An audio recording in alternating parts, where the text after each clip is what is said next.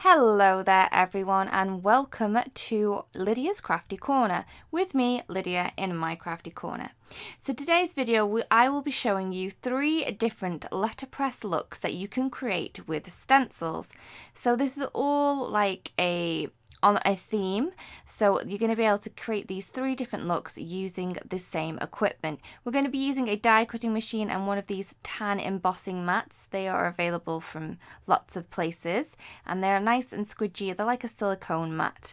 I'm going to be using normal paper, so this is Nina Solar White, and I'm going to be using the layered floral stencil, and this is the A. So this is the one with like the outline piece, and B has the shadowed images, I would say. So I'm just going to roll this through. I've added the silicone mat, my paper, my stencil, and then my top layer, and then run it through. So you can see here that we have created an embossed look to this.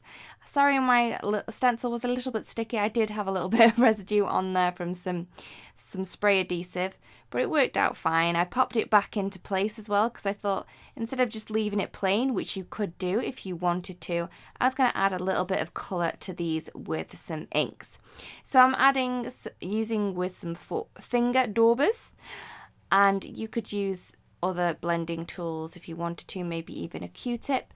I'm added some mango smoothie to the centre of the flowers, and I'm now adding some frosted pink, to the petals. I'm adding it quite lightly over the whole of the flower, but I am adding it a little bit darker to the base of the petals and then taking the blending out lighter and lighter towards the edges of the petals. So this is the frosty pink, and in the center is the mango smoothie. It did take a little while to do this blending, but it's all relaxing in the end. I do like a little bit of blending, and I do like the softness that this gives to this card layer.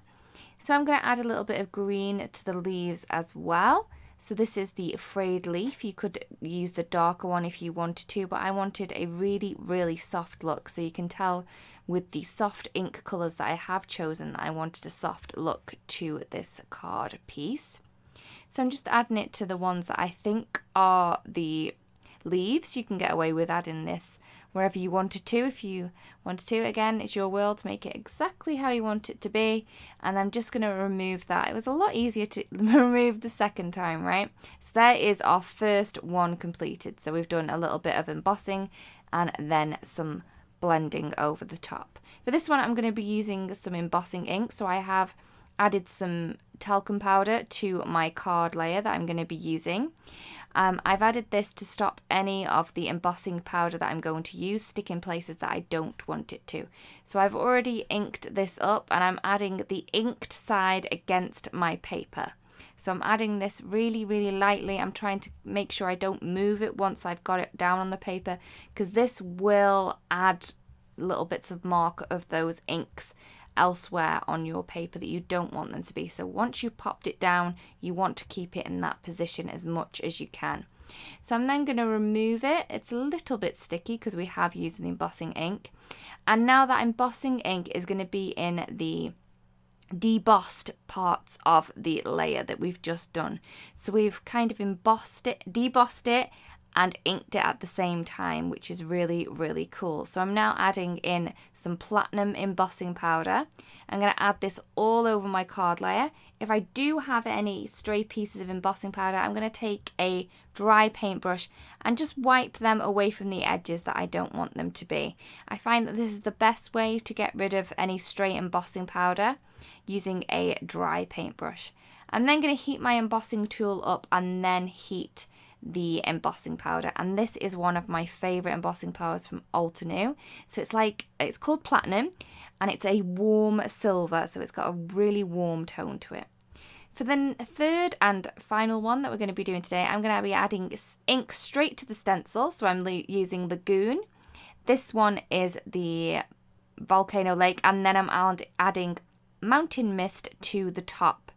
So I maybe should have started the lightest and then worked my way darker, but I wanted to go darker, lighter, lighter to darker again. So I'm just adding the dark, and I'm kind of doing it lighter onto the lighter parts with the dark ink, just to give a more blended ombre effect. Again, with the same with the embossing one, you do not want to move this stencil once it's down, because it does have ink on it and you don't want that ink to get anywhere than it's not already once you popped it down. Hope that makes sense. So I'm now going to add the sentiments with some die cuts. I'm using the signature die cuts from Altenew, and these are so beautiful. They are so fine and detailed, and the mini blossom die cutter cuts them like a dream. So I've added 2 of them with some gold paper from Altenew, and this one I have used some silver glitter tape and I've popped it down onto a piece of card, and then I'm cutting through that with the thanks die. So I'm just going to stick this down onto a piece of vellum, because I want this to be, you know, pop a little bit more away from the background. I did pop it down onto the background, but it didn't sing to me as much as I wanted it to. So I'm going to add this to a piece of vellum. So I'm just using the Altenew glue, and I'm going to pop that down. And I'm to make sure that this is stuck well and truly to that piece of vellum, I'm going to run it through my mini blossom again. And what this is going to do is really going to squish the 2 pieces together so they end up really, really nice and flat. And it's not going to pop off from there. It's stuck down. It's stuck on really, really well. I did the same with the gold ones as well. So once I'd glued them to the vellum, I then ran them through the die cutting machine without any dies, just to flatten them down.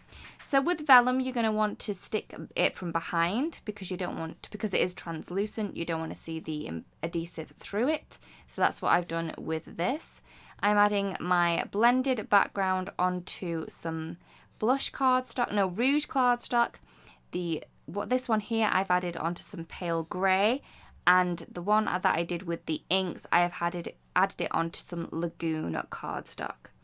So it's amazing how many different looks you can get using the same technique. I have to say that the middle one is my favourite. That's maybe why I've popped it in the middle, just to show it off a little bit more. But I do have a fondness for this one with the teal colours as well.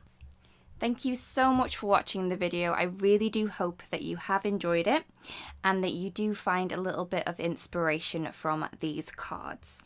Again, thank you so much for watching. We would love it if you do subscribe to the channel so you don't miss out on any videos that we do upload. Also, there are a couple more videos that you may want to peruse while you are here. Again, thank you so much for watching, and I'll see you again soon. Goodbye.